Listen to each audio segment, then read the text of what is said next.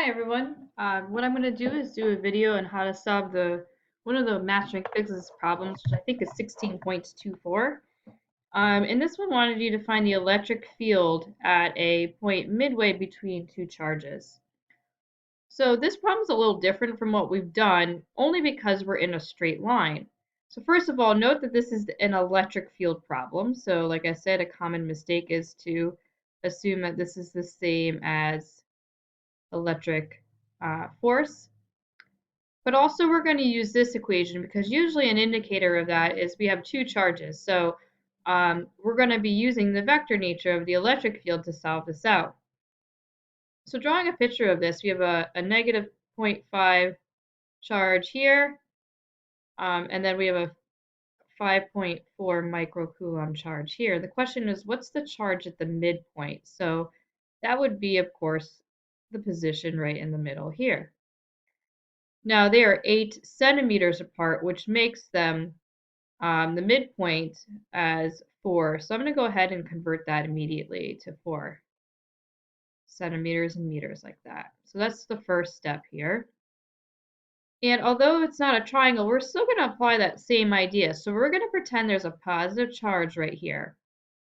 And when I do, I'm going to analyze the electric field from, I'll call this Q1 and Q2. So in the perspective of this charge, which I call Q1, if this were a positive charge, the electric field would be directed toward that negative like that. So the electric field caused by Q1 will be pointing toward the negative charge. If I look at this one, this is a positive charge. This is positive 5.4 microcoulombs. So if this was a positive charge here, this would also be pushing in the same direction, away, like that. E2, like that. Because remember that positive charges always make an electric field away, and negative charges always make an electric field toward. So in this problem, they're both going toward the 6.5 charge. So in order to model that, we're going to do this. So just like we did in class, what we'll do is we'll find the strength. So I notice I'm doing my SIPs, right? This is the direction of the electric field, and this is the strength of the electric field, right? So we can do that by 8.99 times 10 to the ninth newtons meters squared over coulomb squared, like that. This is going to be 6.5 times 10 to the negative 6. Notice that I ignored the sign. We'll put the sign in later, like that. And just to set this up, we're going to go ahead and do this with Q2 as well. Now, since this is the same R, I didn't distinguish between the two of them. They're both going to be 4 centimeters because that's the midway point like that. So we're going to go ahead. And notice that I immediately converted the micro to times 10 to the negative 6 in both cases for that reason. So I'm going to go ahead and solve this out.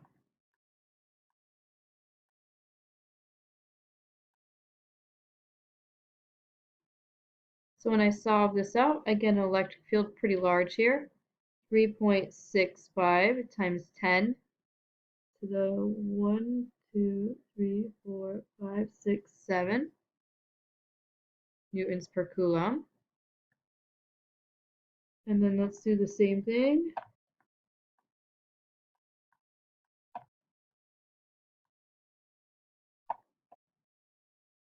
I get 3.03 times 10 to the 7th newtons per coulomb, like that. So basically we know that we have E1 and E2, the values of those right here. Step 3, we analyze our X and Y's. So if you look at this, let me just bring this up a little bit right here, that they're both pointing to the left here, E1 and E2, which means there's no Y's in this case, just X's. So no Y's because they're vertical. I'm sorry, horizontal. Which means if you have your electric field in one direction, so purely X or Y, then you don't need to make a triangle because we don't need to analyze the direction of two directions. So in this case, what we can do is, since they're both pointing opposite, we can apply a negative sign here because they're both going left, right? And that's what I'll do. E total is going to be basically E1 plus E2, which means it's going to be negative 3.65 times 10 to the to positive 7 plus negative. So remember, the negative just tells me a direction. So really I'm adding these even though there's a negative sign. So let's go ahead, 3.65 plus 3.03, 6.68 times 10 to the 7th newtons per coulomb negative. So E total, what it looks like in this diagram, I'm going to draw it in red here, is basically going this way with a total of the 6.68 times 10 to the 7th newtons per coulomb left.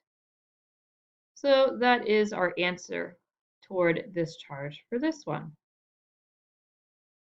So when you have charges in a line like this, you don't need to do the triangle, although we are considering the direction. Notice that we are, but we just don't need an angle because it's completely horizontal. And quite technically, if you did want to measure the angle, it would be 180 degrees. But we're not going to do that. Left is fine because that makes a left arrow like that. So that's how you solve a problem like this.